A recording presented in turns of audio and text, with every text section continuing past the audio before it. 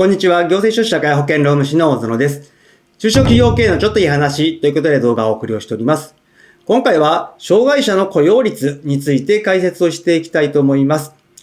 今現状 2.5% の障害者の法定雇用率となっておりますが、令和8年2026年7月から 2.7% に民間企業は引き上げとなります。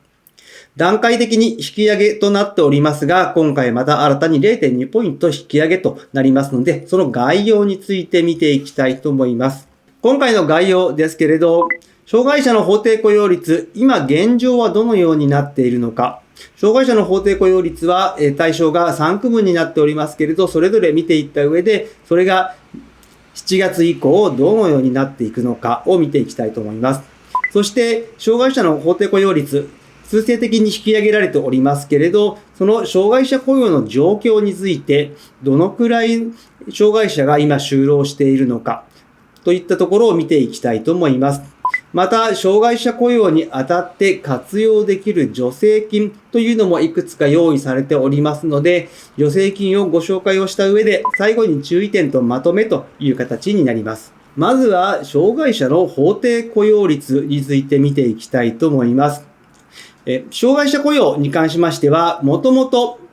障害者雇用促進法の前身である身体障害者雇用促進法というのが制定されたのが1960年。その時に雇用というのが努力義務とされておりましたが、その後ですね、1976年に法改正が行われまして、法的に義務となりました。それ以降、段階的に障害者の法定雇用率というのが引き上げられておりまして、5年に一度見直しをしている状況になっています。そして、障害者の法定雇用率、今現状はですね、事業主区分、3区分ありますけれど、民間企業においては 2.5%、そして国、地方公共団体においては 2.8%、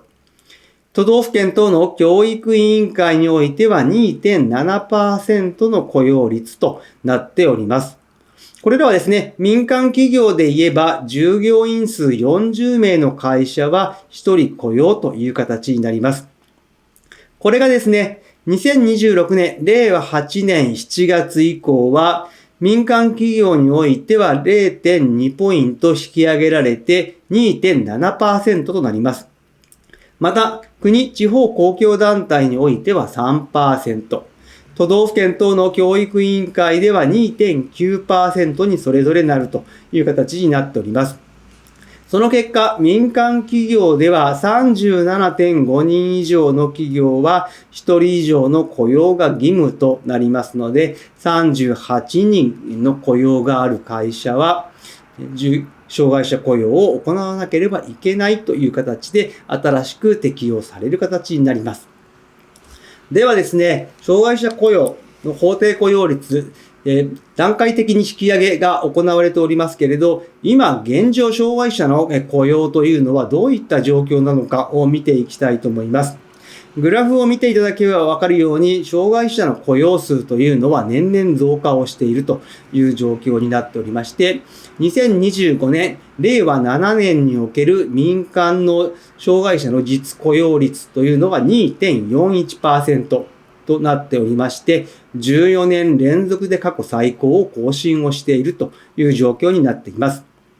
そして、法定雇用率の達成企業割合。ここまでは 2.5% ではありますけれど、その達成割合は 46% という形で、2024年、令和6年度と変わらずといった状況になっております。このような状況の中、障害者の方というのは全部で約70万人が就労をしている状況になっておりまして、その内訳をですね、見てみますと、身体障害の方が 53%、知的障害の方が 23%、精神障害の方が 23% の割合で就労をしているという形になっております。特にですね、精神障害の方の就労数というのは非常に伸びておりまして、前年比で 11%、その前の時は 14% 増えるという状況でしたので、非常に精神障害の方の就労が進んでいるということが言えるかと思います。そして、障害者雇用の状況をより詳しく見ていきますと、業種別でいきますと、障害者雇用で雇用率が高いのは医療や福祉の分野で 3% を超えて 3.02% となっています。また、企業の規模別で見ていきますと、500人以上の会社では 2.41% 以上となっておりますが、それ未満の会社、40人から100人未満の会社では 1.91%、100人から300人の会社では 2.18%、300人から500人の会社では 2.27% と法定雇用率の全体を下回っているという状況になっております。その中で法定雇用率未達成企業というのは約6万5000社あるという形になっておりますが、ではどのくらい達成できていないのかというと、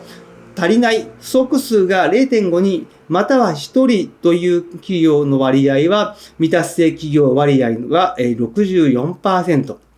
そして全く雇用をしていないという企業は 57.3% となっております。7月以降、法定雇用率引き上げとなりますが、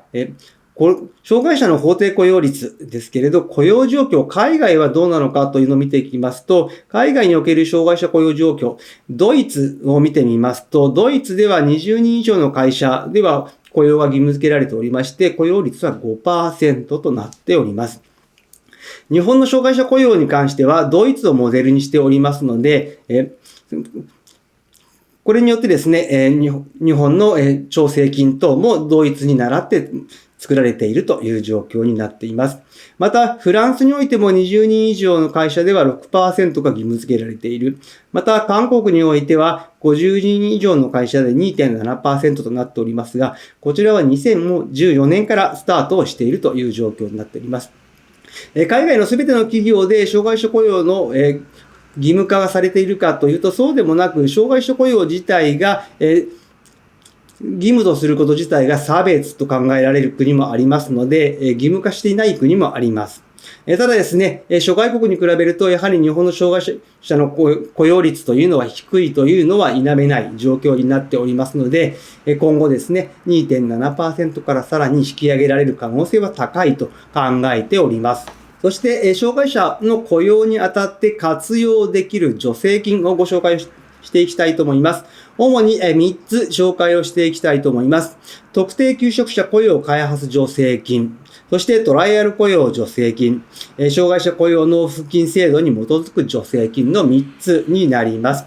特定求職者雇用開発助成金、通称特開金と言われるものですけれど、こちらは2つのコースがあります。特定就職困難者コースと言われるものと、発達障害と難治性疾患の方のコースの2種類になっております。いずれもですね、主にハローワークからの紹介を受けて雇用をしていただくという形になっております。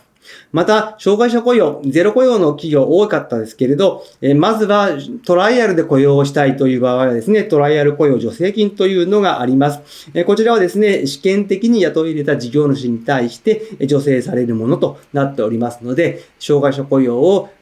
これから行おうと考えている企業はぜひですね、活用してほしいと思います。その他にですね、障害者雇用納付金制度に基づく助成金というのもあります。また、ここには取り上げておりませんけれど、キャリアアップ助成金の中にも障害者コースというのがあります。また、今は移管はされておりますけれど、障害者能力開発助成金というのは、別の団体で行っている助成金になっております。そして最後に注意点とまとめですけれど、障害者雇用状況の報告というのは1年に1回出さなければいけないのが義務です。こちらはハローワークへ提出します。で、出さない場合は罰則の規定もありまして、出さない場合はですね、是正として、障害者の受け入れ計画というのを作成をして提出しなければいけないという形になっております。それでもですね、対応が不十分の場合は最終的には社名公表の可能性もありますので注意をしてください。また、障害者雇用自体は義務ですけれど、雇用をしていなくても、障害者に対する合理的な配慮というのもですね、2024年4月から改正障害者差別解消法というのが施行されております。障害者への合理的な配慮というのが法的な義務になっておりますので、合わせてこちらもですね、確認をしておいてほしいと思います。障害者の法定雇用率、今回 2.7% に引き上げられますが、まだまだ今後引き上げられる可能性がありますので、今後に備えて環境整備を進めていってほしいと思います。ではですね、自分の会社で障害者雇用を進めていきたいとなった場合、助成金を活用して障害者を雇用したい、また自社で障害者ができる仕事を考えたい、検討したいなどありましたら、気になる点はぜひ専門家にご相談いただければと思います。まずは情報収集が第一歩だと考えております。今日の内容が明日からの経営にちょっとだけ役に立つことを願っております。ご視聴ありがとうございました。それではまた次回。